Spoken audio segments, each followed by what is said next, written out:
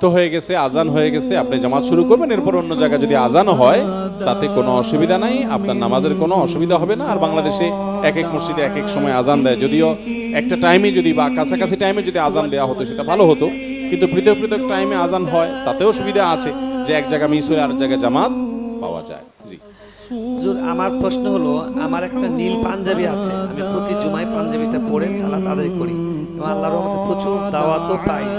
তাহলে এই পাঞ্জাবিটা কি দাওয়াত পাওয়ার একটা উসিলা হিসেবে ধরা যাবে কিনা? এটা হলো ওই যে আপনার ঠাডায় বক পড়ে আর ফকিরের কারামতি জাহের হয়, এটা বলতে পারেন আর কি।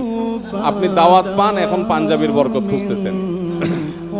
তো এগুলো এগুলো নিছক আমাদের মনের ওয়াসওয়াসা। অনেক সময় আমাদের এগুলো মনে হয় যে এই কারণে বোধহয় এটা হচ্ছে, ওই কারণে বোধহয় এটা হচ্ছে, এরকম কিছুই না। হয়তো কাকতালীয়, আপনি যেদিন যেদিন দাওয়াত পান ওই দিন ওই দিন হয়তো আপনার এই পাঞ্জাবি পরা থাকে। কই, আমরা তো নীল পাঞ্জাবি পরি না, আমরা তো প্রতিদিনই দাওয়াত খাই। যদি দাওয়াত খাওয়ার জন্য নীল পাঞ্জাবির কোনো ভূমিকা থাকতো তো সাদা পাঞ্জাবি পরে তো দাওয়াতই পাইতাম না আমরা।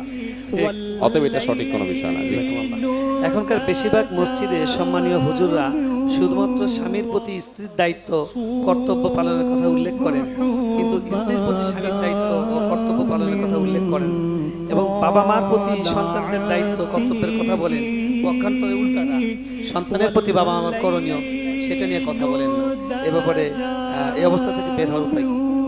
এটা তো সঠিক যে আমরা অনেক সময় এক পেশে কথা বলে ফেলি, আল্লাহ আমাদেরকে মাফ করুক, সেটা হওয়া উচিত নয়।